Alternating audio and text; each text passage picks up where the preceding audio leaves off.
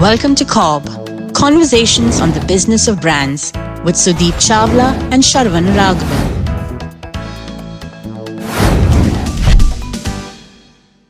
On the other side, which is, I think it's also a lot to do with valuation, because it's good that you have your own proprietary channel. So you have this channel, which is your distribution channel. And within that, I would say the agency is again a bigger agency network that you have your own agents. Again, good on your valuation number. So the more proprietary sources that you have, because that's like it's more long term. Yeah. So Sure. again, direct to consumer is again a long term.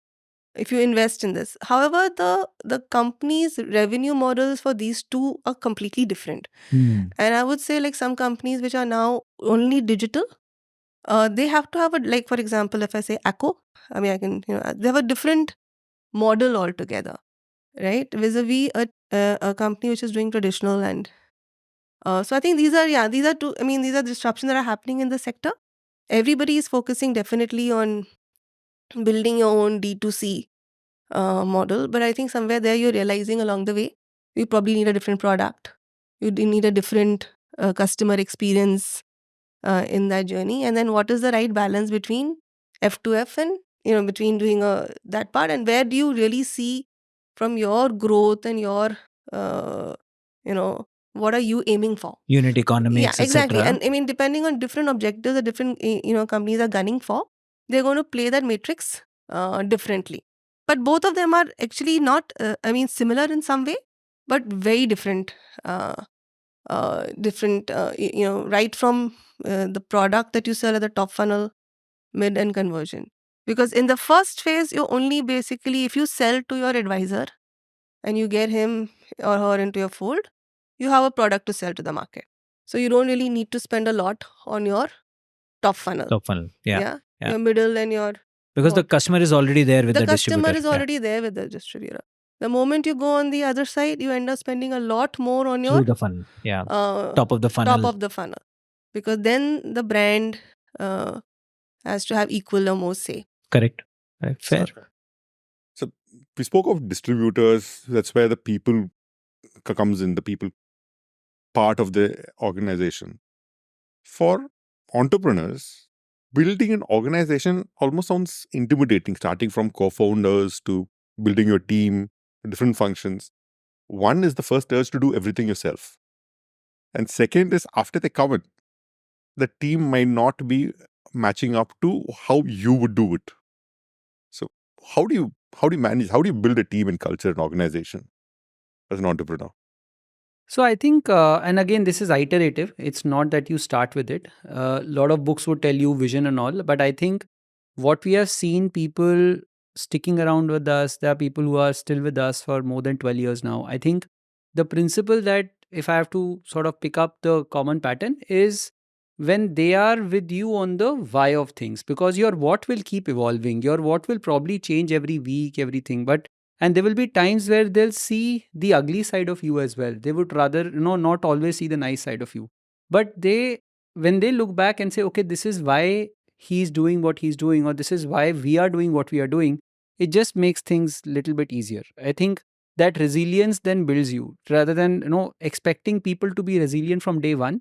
It's just that, and every time, it's easier said than done. Every time you have to, so when you take decisions, as you build the team, every time you take decisions, you talk to them about why you are taking decisions and what are the principles behind. So the passing off of work is not the what piece of things. If they know the why piece of things, that's when they start taking decisions which would be in line with what the organization wants. In fact, what happens is, if they know the why very clearly, they will sometimes question you as well, because you tend to go away from the why. In your quest to be tactical, forces you to be consistent. They will challenge you that, hey, this is not what the brand stands for. This is not. And because you always have multiple stakeholders, right? You always switch between being tactical, being cash positive, between high burn, whatever. But I think that's where truly that, yes, they are aligned with you on the why piece of thing. I think that's the piece that comes in. The second thing is, and we have this set of principles we use as an organization. One of the principles, and for managers that we sort of build up, is And I picked it up from some book. I don't remember which one, but it's like whatever it takes versus what will it take. So sometimes in your art of delegation, you sort of say, do this, whatever it takes. Just pass it on. Whatever it takes, just do it. Versus asking the same question, what will it take for you to deliver 3x, 4x growth? The moment you say what will it take versus whatever it takes, you're almost co-investing with that person. You're almost educating and also involving. I think that really changes a lot of gears with people. So Wow. that's one thing that I think has helped us. And it also puts you in a point of a servant leadership, right? You're there to help them achieve what you need Then them they to also achieve. get involved. It's a powerful point. Wow. Yeah, Manas. correct. So in my case, team, practically when I started, like I said, I did not have any experience in FMCG, right?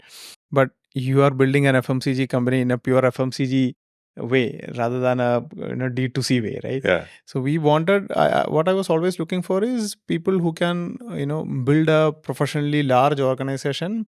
So I brought in people who can with a complementing skill set.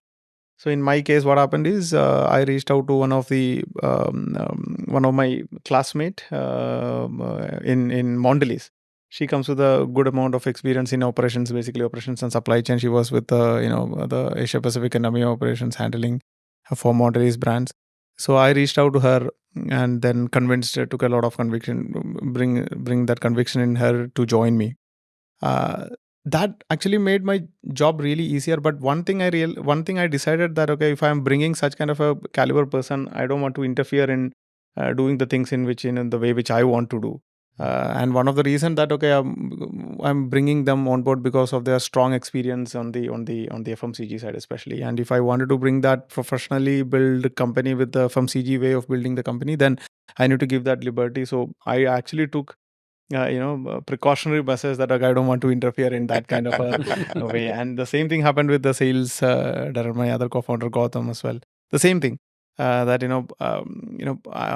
I did is I only checked their way of thesis of doing business and what is their Values or process? no the what is their belief system in building in their Okay. domain. So for example, if it is in sales and distribution, what do you think a challenger brand like us to build a distribution or a bring in that kind of a presence all across India? What is your thesis on that thing? So then if it is making sense, and then I think I decided that I'm going to stay away from this to give the enough amount of, if they require what kind of a support I can provide, but I will never I'm not going to tell them that, okay, this is how you should do it, this is how you should, because I did not have that kind of an experience also to tell them. And like in a way, I was like more like a servant to them, saying that, okay, whatever you do, okay, this is capital is required. Okay, my objective is to bring in the capital. You need team. Okay, if you want, okay, I can actually help in terms of sourcing that kind of the people for you. Whatever support you require, if you want, a set of processes to be followed or systems to be put in place, okay, I mean, I'll take care of that thing, but ensure that, okay, this is growing in the right direction. So probably it is because my less expertise in those region was prompting me to take the, probably because of that. But yeah, I decided that if I'm bringing them, I should give them So hire complementary skilled people and get out of their way. Yes. Let them do their job. Yeah, Sapna's task would have been a little different, right? So you are in an industry which is used to its own systems and processes being disrupted with a lot of the new guys coming in. And I think the resistance could actually come from people who've been in the industry for a long time. True. I mean, yeah, I was just thinking about it when they were talking. So I think if you see the BFSI, people have been in that same sector for many years. So you spend time, you have different companies, you'll keep changing. So for me, it was a little different when I started this organization because I moved in from advertising. So, and then into this space. So, and then I think naturally recruited a lot of people not from BFSI initially. And I think that was a lot of what even companies are doing now, trying to get talent which are not from BFSI, but I think maybe from tech. A lot of people are now trying to recruit from tech. So trying to build a culture of people who don't end up saying कि ये हमने ऐसे किया था. We've done that in the past like this. Because that's when you can't really innovate or think differently. Because you feel like, oh, we have launched this before, we've done this before. So I think that's And how can you get like different, I think same thing as what they're talking about, complementing skill sets, but also which have a, I think for a larger organization that fit into the overall culture. Because if you would say organizations, if you take some names, they'll have a specific culture. There'll be a culture that, of, maybe of high growth, or there'll be a culture of safety, or there will be a culture of, either, like, for example, Cigna is a very collaborative organization, so collaboration is one of your top skills. So how do you kind of not interfere, let people do the jobs, but even, bring it all together? So these are some things which you would have. And that fitment is what you end up seeing. Okay, excellent. I think from a people point of view, we've got fairly consistent as well as diverse point of views from all three of you. And that, I think, brings us to a point where we have covered sufficient number of topics, burned a lot of calories and energy, and raised the heat in the room, as well as spoken about various fundamentals of building a business: innovation, marketing, investment, building a long-term business, putting right people in place, etc. I'm hoping that our audiences have got whatever they wanted from this episode, and it will help them build a successful business. And hopefully they will give some kind of credit to CoBB whenever they become successful. Give us a shout out; it'll really help.